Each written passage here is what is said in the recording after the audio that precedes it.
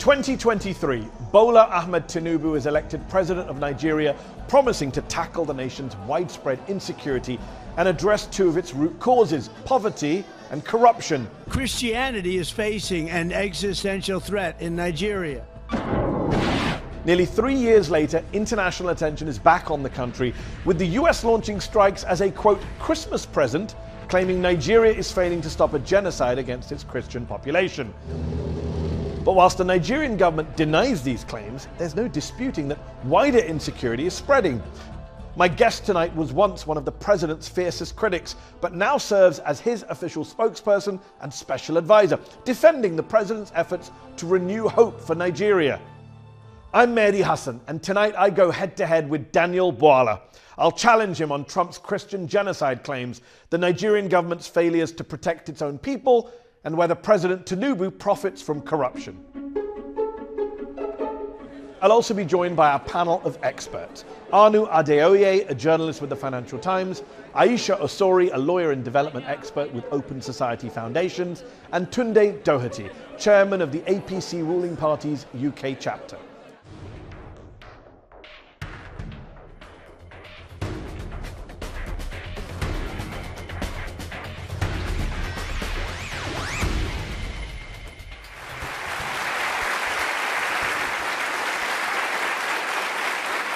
Daniel Bwala, thank you so much for joining me on Head to Head. Nigeria is a proud, sovereign, independent nation, a powerhouse in Africa. So why did you just let Donald Trump and the United States bomb your country on Christmas Day? The United States government did not bomb our country. The decision by the US government was anchored on the intelligence sharing between Nigeria and the United States and the agreement on the operation. So Donald Trump just didn't bomb Nigeria at his own whim? No. The US Secretary of State, Marco Rubio, called our own foreign affairs minister when the decision was made that that was the time to strike, and the foreign affairs minister got in touch with the president. So this was a joint operation, you're saying? Yes, it was a joint operation. On the Nigerian... What I don't understand is, how can it be a joint operation?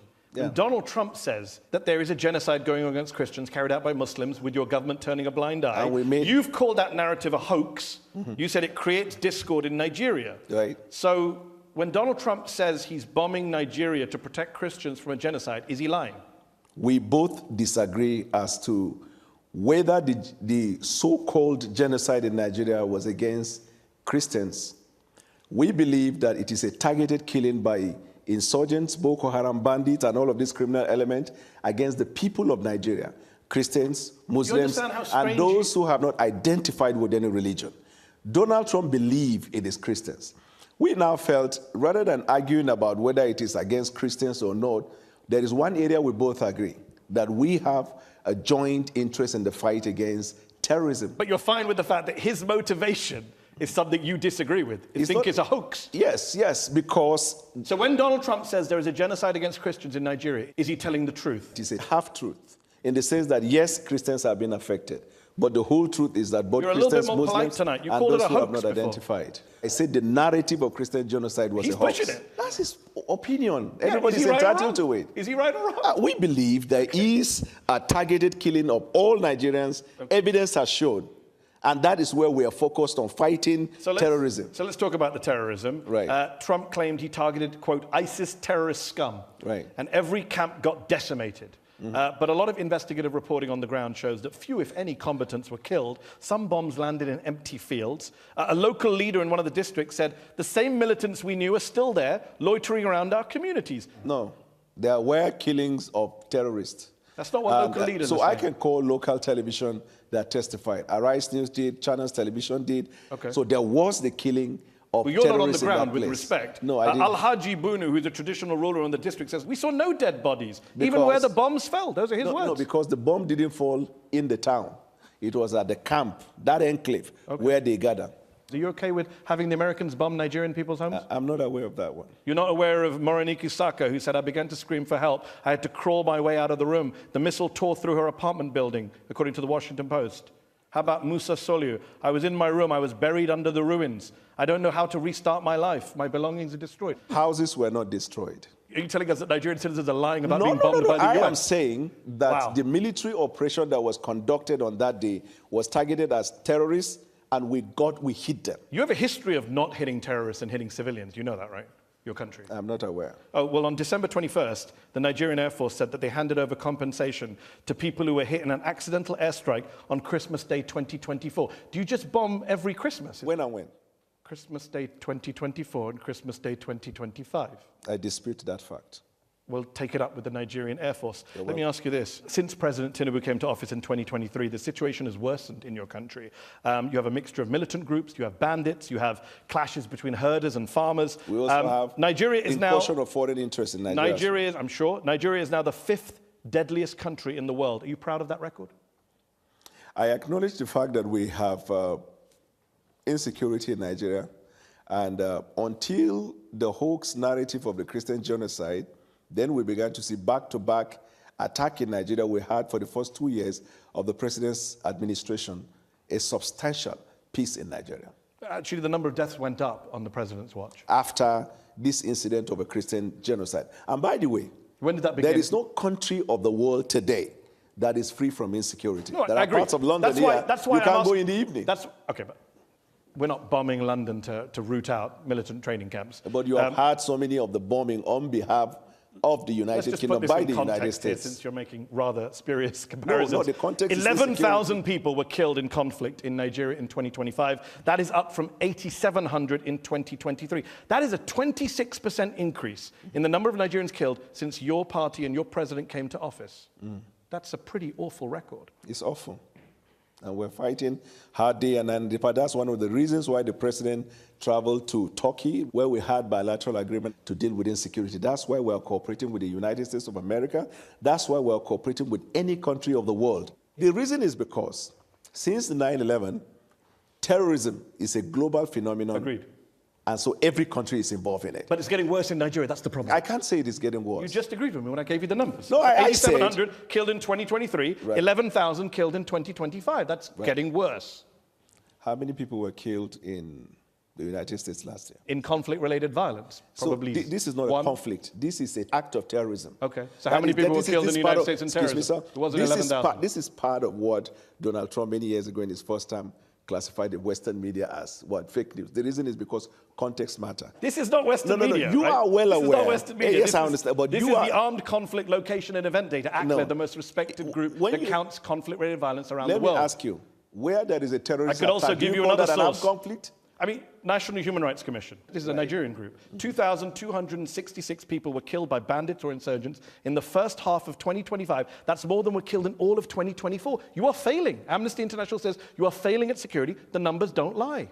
It's unfortunate, and as a government, and it's getting worse. We're working day and night and to it's getting deal with worse. that situation. I don't agree to the fact that it's getting worse. How can it not get worse if more people die in 1 year than the previous year? Context matters. What's the context? The context is not getting worse. What? Yes.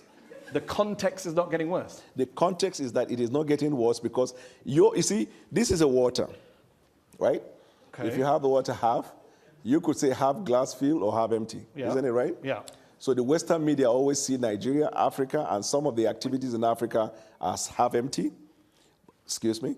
But we see it as half full because when we look at it, and when I say context matter, before the president took the oath of office, we knew the situation in Nigeria. And you made it worse. When he made the decision to take bold step to put Nigeria in better trajectory, we were well aware of the fact that it was going to incense lots of people. Okay. We are also aware... You've made your point. I get the glass half full. I get the context. I also understand basic mathematics. Let me ask you this.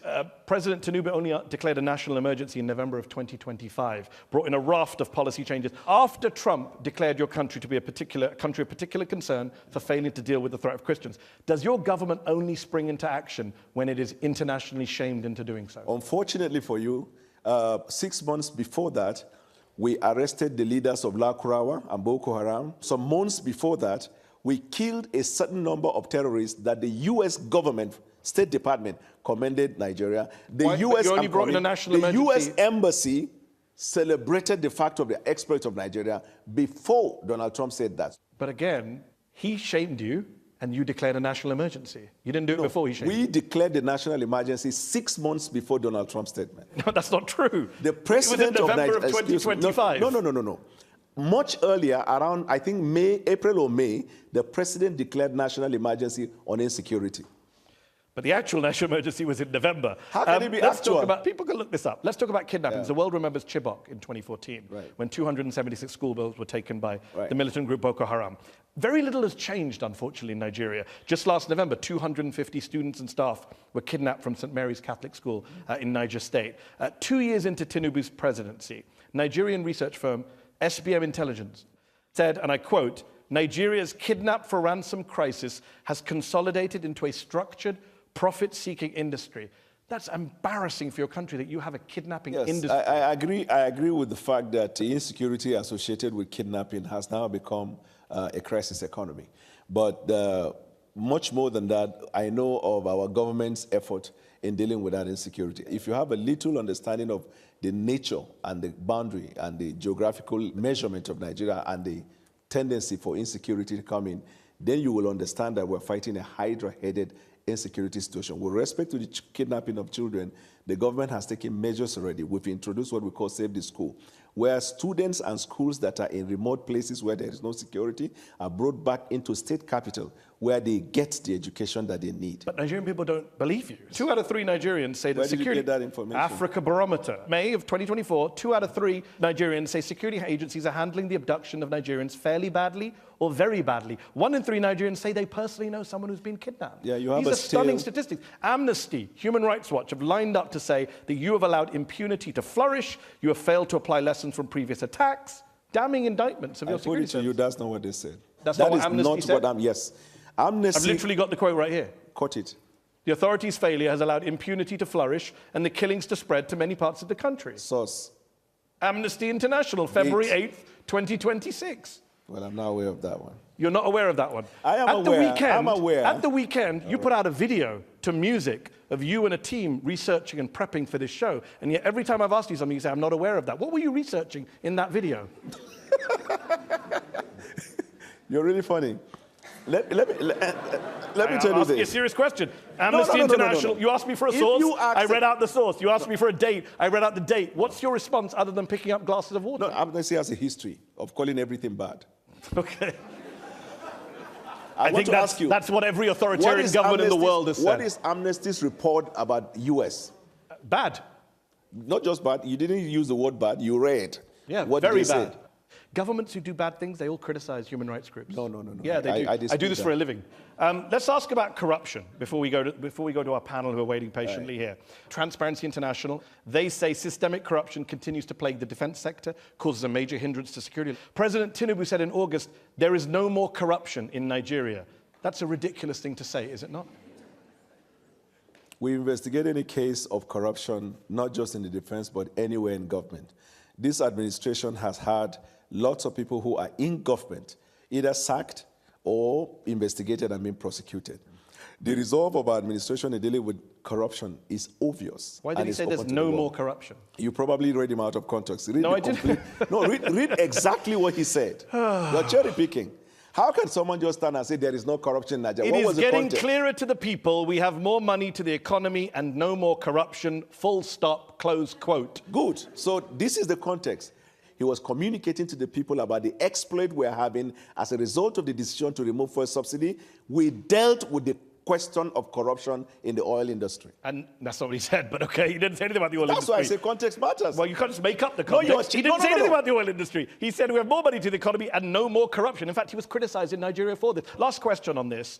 How can Nigerians take Tinubu seriously on eliminating corruption when he appoints someone like Abubakar Bagudu as Minister of Budget and Economic Planning, a man who, according to the US Justice Department, with others, embezzled, misappropriated, defrauded, and extorted billions with a B from the government of Nigeria under the dictator Sani Abacha. Bagudu avoided criminal charges. He cut a deal with the Nigerian government, returned some of the money. But the president literally put Nigeria's budget in the hands of a man who's accused of looting billions of dollars. You started your introduction by saying it's a sovereign country. The decision of the court in the United States does not bind the Supreme Court of Nigeria. But he gave $163 million. And that man is now in charge of the Nigerian budget. You're okay with that? I think Do you think it's funny?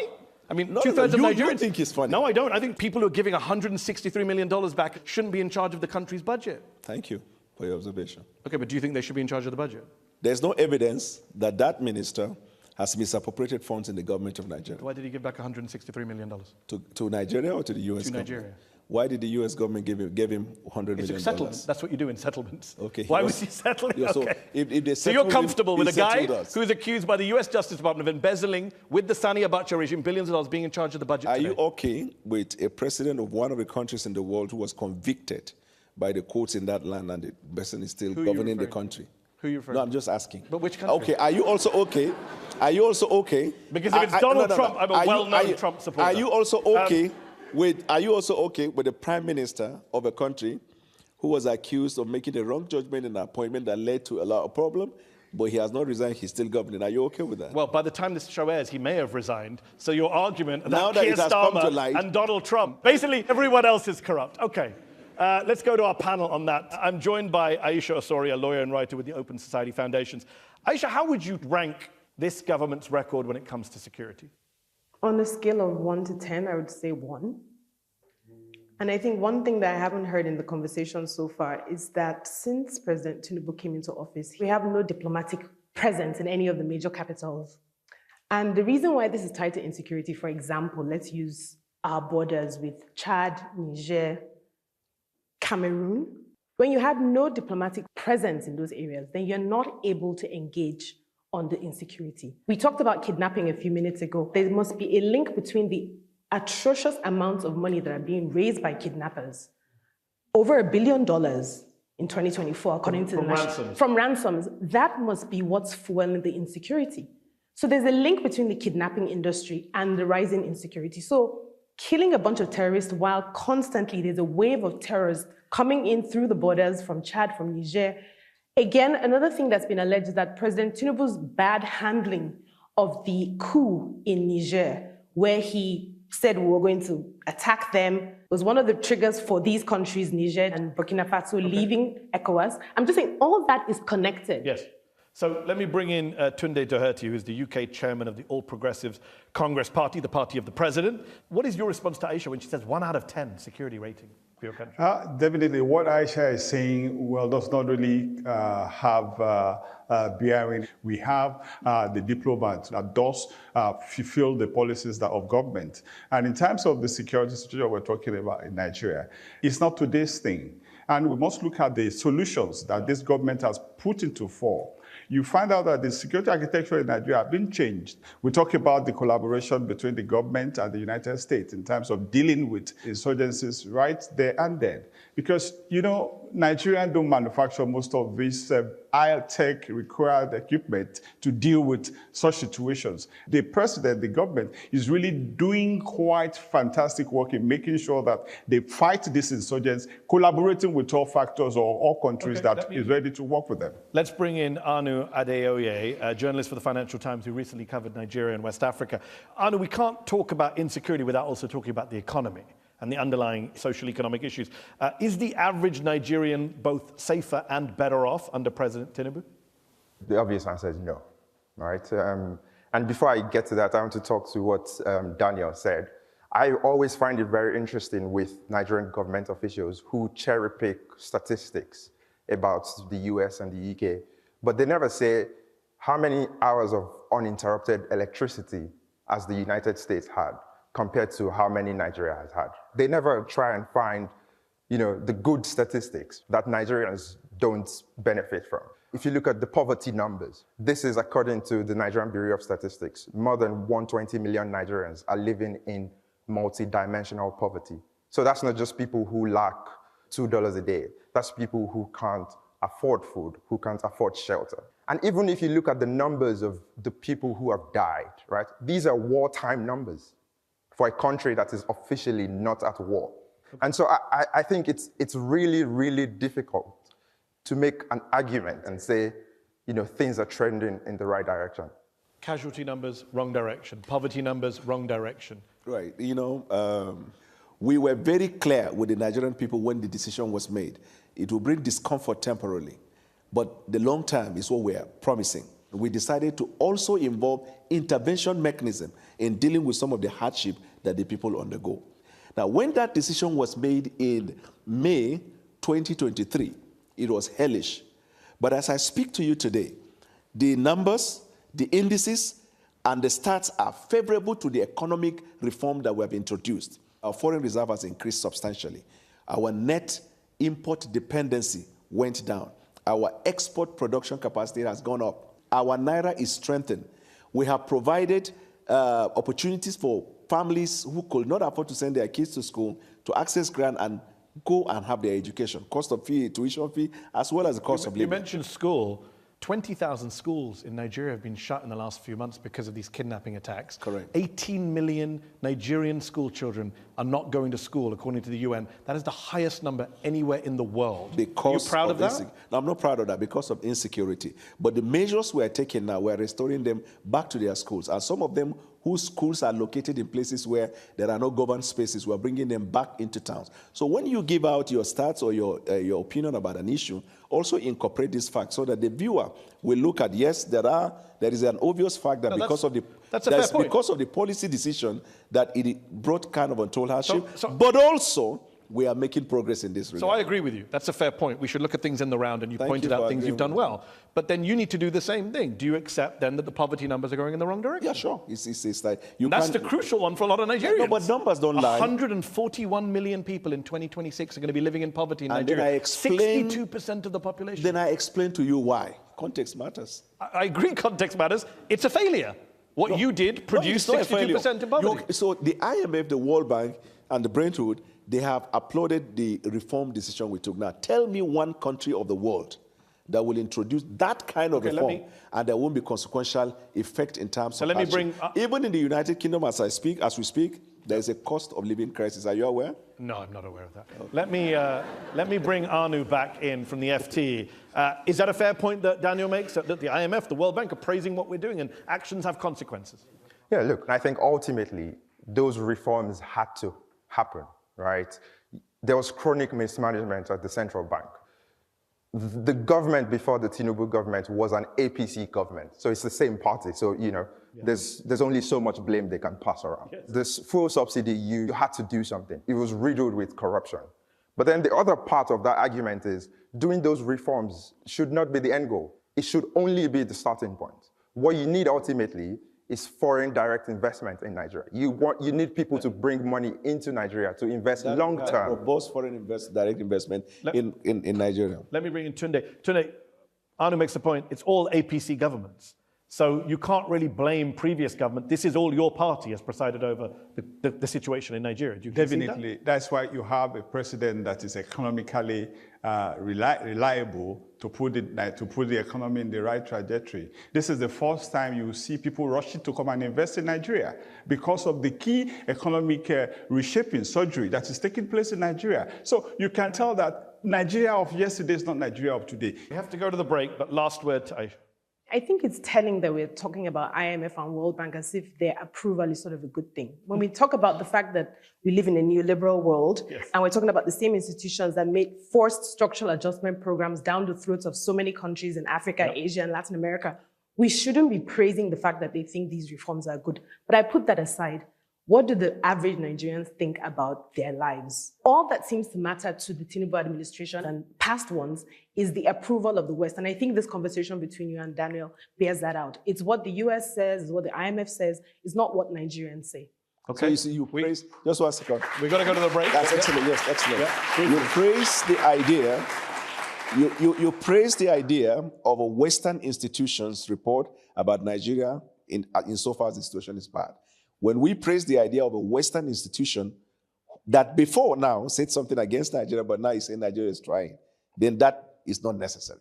Well, I think Amnesty International is a human rights group and the IMF is a neoliberal institution. And they're all Western. They're all Western institutions. All right, well, we're all cherry picking apparently. Let's go to the break. In part 2 of Head to Head, we will talk about President Tinubu, his wealth, his leadership style, and what it means for democracy with Daniel Bwala. Don't go away.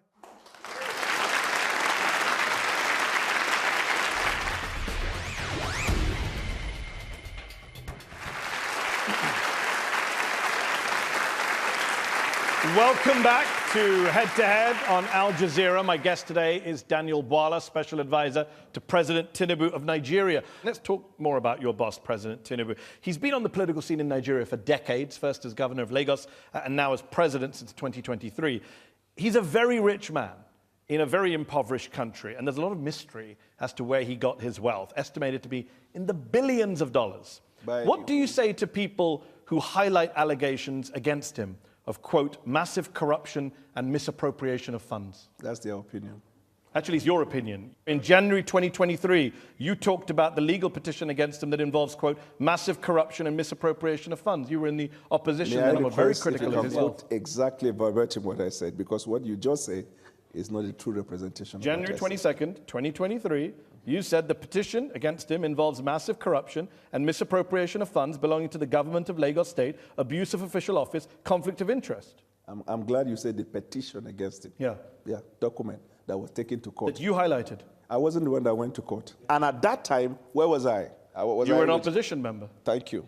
So should we not trust you when you say things as an opposition What is the member? job of opposition? To oppose? Yeah, no, I'm glad you know it. For the sake of opposing? No, that's what you're adding. I mean, you didn't just say that. No, go to Westminster on Wednesday by 9 o'clock. Okay. You'll understand the job of the opposition. You can do whataboutism all day, that's fine. You also said that, well, you know what doesn't happen in Westminster in the US Congress? I know what does happen. Well, I'm telling you what doesn't happen. Politicians don't accuse other politicians of setting up a militia. But they also accuse the governing party you said at the time, on mistake in judgment in appointing someone that eventually turned out to be somebody in the FC. Yeah, if you think that this is comparable to Starmer and Mandelson, good luck to you if that's your defense tonight. You said at the time that Tinubu started a militia to sway the election corruptly and that they even threatened you. So how can we take anything seriously you say tonight in his defense?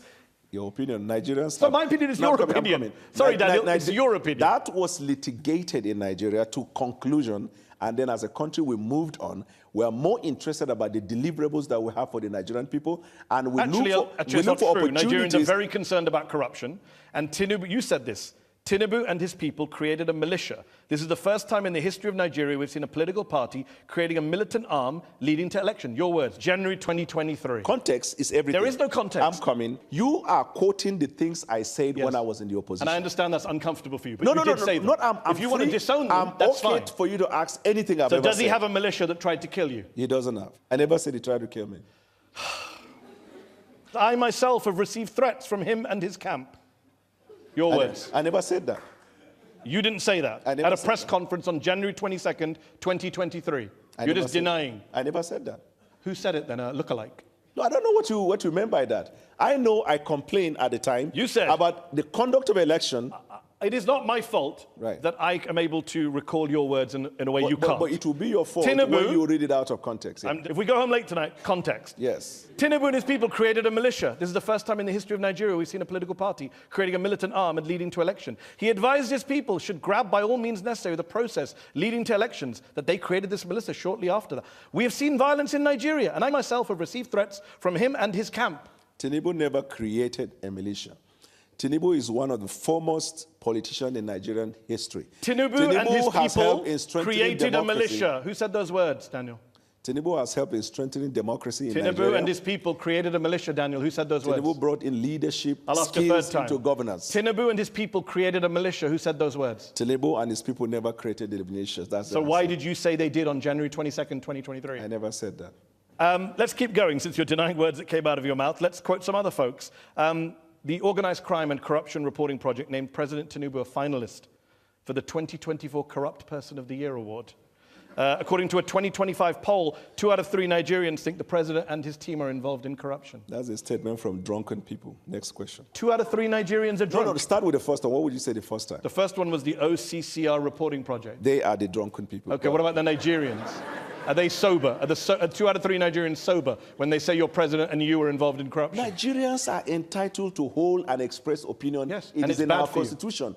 The fact that you express an opinion does not substantiate that opinion. I agree, but that's their opinion. You accept that 2 out of 3 Nigerians think that your government is corrupt. I would be happy if you can tell me a finding of court that says Tinubu is corrupt. Well, what's interesting you should say that, because a lot of Nigerians have reason to suspect that his wealth was built on illicit activity. A lot of English people have complained about the Prime Minister. You can a talk lot about of Americans Keir Starmer have all complained. night long, There is but it no has no country relevance. of the world where the people aren't complaining about their leaders. All right. That's how I love it when democracy you is set fashioned. these challenges. Can you find me a country in the world where the sitting president, the US government seized $500,000 from one of their Chicago bank accounts after investigators found probable cause that the funds were proceeds of drug trafficking, specifically heroin. Tinubu gave up the money in a settlement. He was never indicted of a crime. But when a US judge last year ordered the release of all of the documents by the FBI, Tinubu went to court to prevent it. What does he have to hide? The minute a matter is taken to court by right, you have the right to send your lawyer. The fact that you send a lawyer to defend your matter or to go against a motion that is filed before the court is not a conclusive proof of acceptance of the fact he's obviously got something that was to hide. taken to the court. He gave up $500,000, which were probably the proceeds of drug trafficking. I'm glad you used the word probably, but it is not. Go ahead. You said in 2022 that this drug case, quote, conclusively concluded not in favor of Bola because he had to forfeit that money. There is still a cloud around drug-related activity. Cloud, Yeah. not a conclusion. Okay, so the cloud's still there for a lot of Nigerians. No, the cloud is no longer there. How did it disappear? Because the Nigerian people have moved on with the president. Who said they moved on? The facts are there. Less than 10% of Nigerian voters voted for him. So that in he Nigeria- doesn't have some big mandate from the people that means that I can't ask you, why did he give back $500,000 to the US government, which were believed to be the proceeds of drug trafficking, and you believed they were the proceeds of drug trafficking? Why do you conduct a polling with 500 people and give a representation of the population? You're now questioning all polls. Is that your defense? No, I just said the point. You heard me well. Well, you don't trust the Nigerian people. This I idea, trust the Nigerian people. this idea of drugs and narcotics is a terrible case all over the world. And if someone has that questionable character and is elected as president, what it means is that it will embolden people who are into those activities. That is why this person has to come out clean. You said those words. If somebody has that, thank God he doesn't have. How do we know he didn't come out clean? You said he has to come out clean in 2022. Okay, let me put it this way. This fact Yeah. was litigated. No, it wasn't. This fact was litigated in the Nigerian court, and the apex court of the land, the Supreme Court of Nigeria, whose decision is not appealable to any court outside Nigeria, held that this case has not been established against him. Your words were that there's still a cloud around them because it was not conclusively concluded My word in and favor the judgment of him. of the Supreme Court, which one is relevant? In the Constitution of Nigeria, all the decision of the Supreme Court bind all authorities and people throughout the Federation. That's what matters. The fact that he had laundered drug money, most likely in his US bank account, is not an issue for you now. It was an issue for you a few years ago. It's suddenly not an issue when you go to work for the man. How convenient. The court has held the allegation that was put up in the petition against him could not be Well, substantiated. the US hasn't held that. And in fact, the US court tried to release all the files, and the president rushed to stop them from doing that. Innocent people, is And that what what they do? stopped them from releasing it? Is innocent What people? stopped them from releasing It's it? ongoing in the courts. I'm glad you said ongoing. But do So let's innocent- wait until when it's... Do innocent people try and stop files from being released about themselves? Yeah, sure. Okay. I'm sure the Nigerian Yeah, people do that. privacy. Do you... I'm coming. If a case is taken to court against you, even when you know you are not liable, will you be comfortable that the order of court will permit the release of privacy issue relating to you? Yeah, if people think I have drug money in my bank and I don't, then yes, I would do everything I can to. Unfortunately, people do not. Tinubu is not just super rich. It's what he does with his wealth. In 2019, 2 armored money trucks, bullion vans, were seen going into his house, coming out of his house. Where did that money go? No. Point. Did you see the money? Or those who reported, did they see money inside the bullion van? Was there no money in the bullion vans? How am I to know?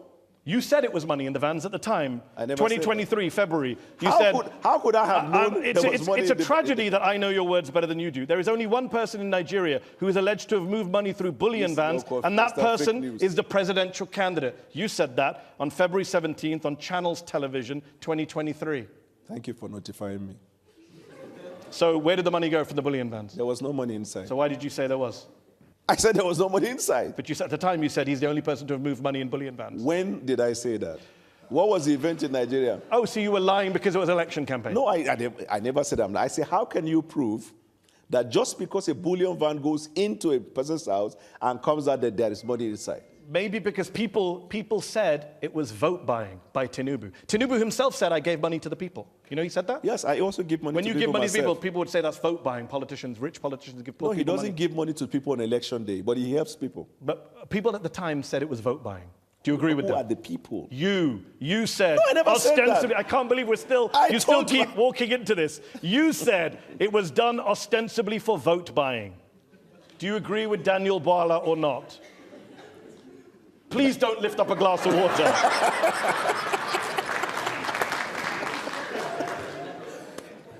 On the eve of the presidential elections, 2 cash-laden bullion vans, your words, were seen on the premises, which was ostensibly for vote buying. Your words, January 22nd, 2023. Have you just disowned everything you've said in order to work for this president? I'm coming. What you just said now, I want to put it on record, on my own honor. That's not what I said. So far you've denied 2 things. This one I said, that's not what I said. Before you said so it too. Well, let's just keep count. Let me tell you what you do. You will have an idea of a phrase or a word in a sentence.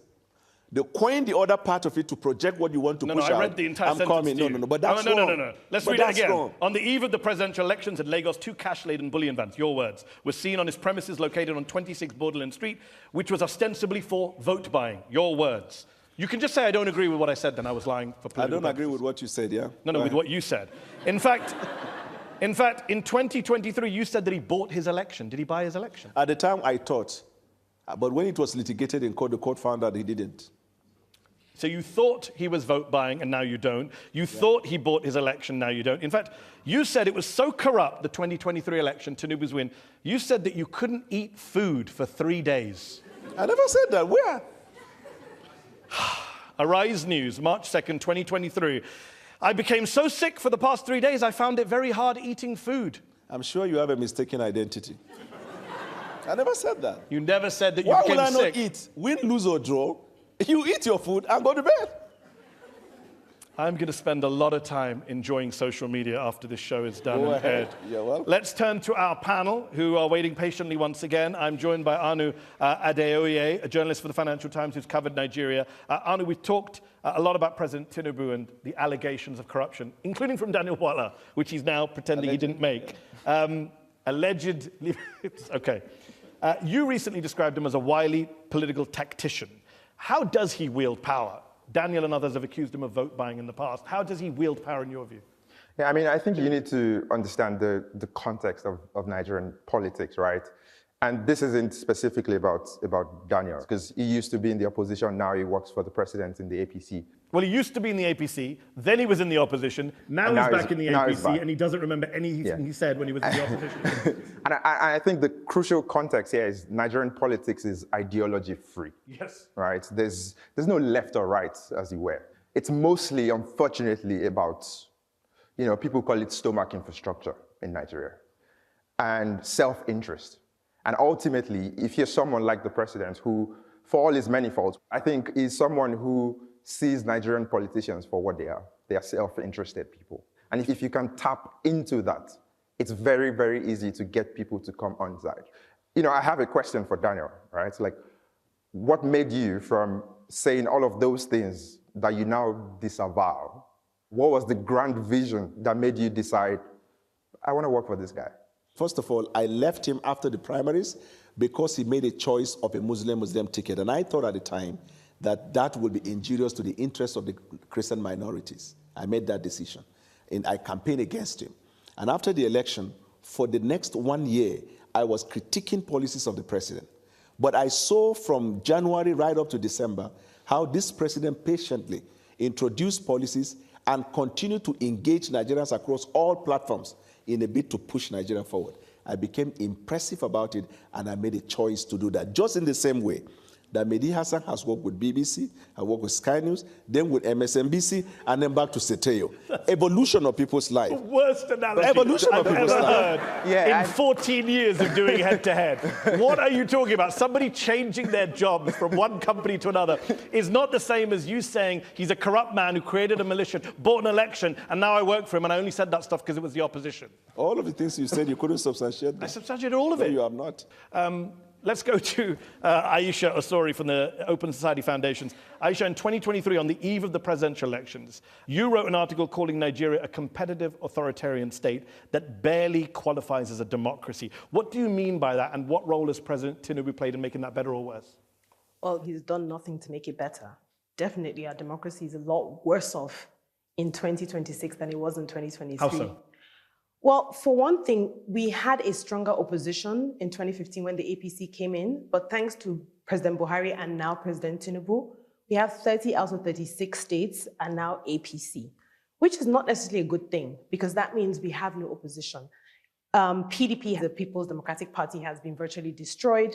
The Labour Party has been destroyed. We literally have no political parties anymore. Another thing that we don't have is any separation of powers between the legislature and the judiciary. Tunde Doherty is here, the UK chairman of the All Progressives Congress Party, the president's party. Aisha says that your party is turning Nigeria basically into a one-party state. I disagree with her. I want people to know something about President Bola Ahmed Tinubu. Before the man comes to government, he was an accountant. He has a very high-paying job. He was working with Mobile before he came. And who did he work for before Mobile? He said he worked for Deloitte. Yes. He made a lot of money from Deloitte, he said. Yes. Deloitte says they have no record of him ever working for them. If you know him, before he came to politics, he's such a very generous, very rich man. Before he came into politics, did Deloitte say they have no record of him working? You remember he was a senator. Tunde, why does Deloitte say they have no record of the man working for them? That is not the right thing because there are oppositions working against to bring demand down. But I can tell you, Deloitte is part of the Nigerian opposition. No, you can't, because all of these things emanate from the opposition point of view to bring demand down. But they have forgotten this man is the symbol of Nigerian democracy that we have today. He fought the military to the standstill during the Adeko period. He made sure that there's no politician in Nigeria today that will say he did not have a Tinubu tonic in his political stability in Nigeria. Before we go to the audience, I've been waiting patiently here. As a fact check, Deloitte denied that they said he never worked for them. Go ahead. Okay. You have said in the past, I don't even know why I'm bothering, that when was this man born? We don't know where he was born. He doesn't tell us anything. You complained about this. Now you work for him. Has he told you his birthday? If you don't know when someone was born, first of all, he must have been born before me. I guess you know that. And secondly, my not knowing when he was born, does that have a consequential effect on his birth? You said it did at the time when you raised it as an issue. Does it have a consequential effect on his birth? And do you now know where he was born? I don't know. Still? Okay.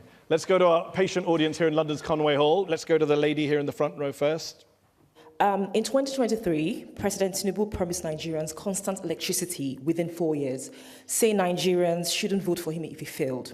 Yet the national grid has suffered repeated collapses, including twice in January 2026. What is the government doing right now to stabilize the grid and improve reliability? Yeah, the government has actually strengthened the partnership between the private sector and the public sector. You should know that we took up reforms in the power industry that has allowed the private sector to be fully involved. Some of the state governments have even reached an agreement where they have off-grid and they run their own electricity company in their respective states. So the progress is being made, and I can assure you by the end of this first time, you would have seen very obvious change that you'll be happy about. Should people not vote for him if the electricity situation continues to be bad? That's what he said. They will make the decision when that comes, when that time comes. Okay, let's go back to the audience. Let's go to the gentleman there with the hat. Yep. Why should young and emerging Nigerian politicians believe that merit and not connection or lobbying determines their political relevance in the Nigeria of today? I can tell you that lots of young Nigerians are excited by the prospect of the renaissance in terms of growth, development, and opportunity that the Nigerian government and its policies has provided for them. That's why you see lots of them, they are sending remittances. Some of them are even coming to invest in the tech industry. So Nigerian people understand that in this administration, only merit. The president doesn't need to know who you are. If you have the right idea, that administration will provide the enabling environment for you to thrive. Daniel, an overwhelming majority of young people see their country moving in the wrong direction in Nigeria, 91%. What is the source? The Afrobarometer survey from last summer. I question the authenticity of that report. Do you still think this government is a nepotistic government? No, it is not. You said it was in the past. And I'm now saying it is not.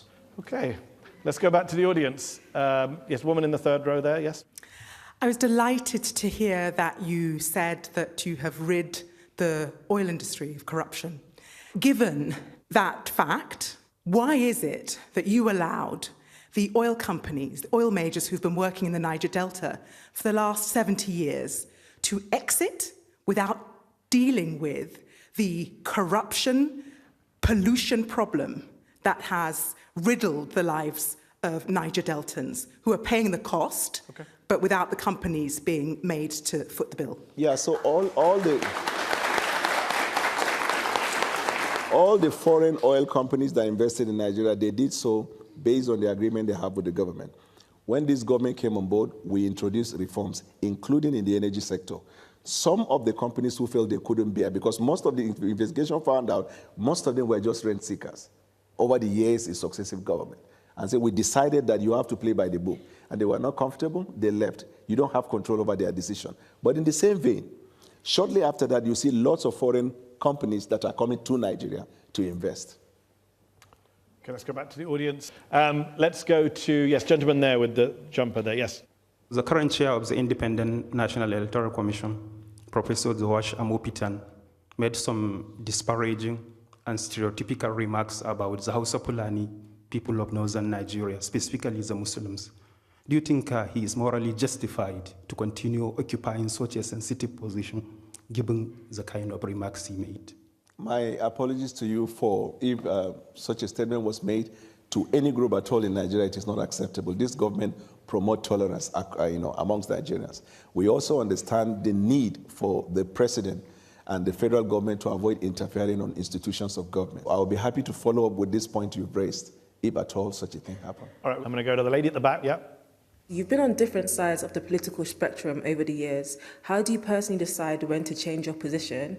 And how should the public make sense of that without us losing trust in you? Yeah, politics is dynamic. It is anchored on both national interest and personal interest. And when you make a decision at any given time, there must be a factor, what led to your decision. And in this case, I told you I made the decision to leave the president because of the Muslim ticket. And after the election, we now go into governance. I see the president introducing reforms that were necessary for the growth of Nigeria. I made a U-turn to support him. I think that is the basic component of a human being, your ability to decide otherwise if you feel the facts are there. Facts can change opinion. And in this case, facts change my opinion. Isn't he running on a Muslim ticket next year? Whatever he decides, I will trust his judgment, because after he made the decision, we do not see as evidence the maltreatment or disenfranchisement of the Christian minority. Okay. Let's take a last question. Gentleman in the second row, you've been waiting a while. I wanted to ask about vigilantes, because if we look at rural communities across the country, often they are the main security providers. So how exactly is your administration working with them to enhance community protection in rural communities while minimizing abuses of power? The president has encouraged the governors to continue to participate with law enforcement in their state for training, for intelligence gathering, and in some limited cases for them to form a community vanguard. Most of these states where you see these skirmishes or problem in the past, those ones have stopped. What we are now seeing as insecurity is insurgency, terrorism, and Boko Haram. And once it is a terrorist activity in any country, just like in NATO, they say attack on one is attack on all. When it becomes terrorism, then it is the responsibility of the entire nations of the world to fight that and not to be doing blame fixing. Last question from me, Daniel. I know you don't trust any polls, but most Nigerians, I think, would agree. The ones that are in your favor, of course. But most polls show that Nigerians are very unhappy with politics, with the government, with the establishment. They're very unhappy about corruption. President Tinubu campaigned under the slogan, "It's my turn," which many critics would say is symbolic of the Nigerian establishment, that people just hand out jobs between themselves. You said in 2022 that Tinubu made the presidency about himself when, quote, "It's not about the people." Can we end the show in agreement that what's happening in Nigeria right now is not about the people? After he won the election, he made it clear by his conduct, action, and executive act that it is about the interests of the Nigerian people. But he ran on, "It's my turn." Should really He run actually did not run. It was a statement he made before the primaries. Your facts are not correct. You criticized him for it, Daniel. Yes, and I changed my mind. Do you change your mind in life? I do change my mind. Remember, I moved from the BBC to Sky to MSNBC. Thank you. On that note of agreement, we will have to leave the show there. I will say thank you to our very patient audience here at the London's Conway Hall, to our panel of experts here, and thank you to Daniel Bwala from the Nigerian government, spokesman for the president, for coming on Head to Head tonight. Head to Head will be back very soon.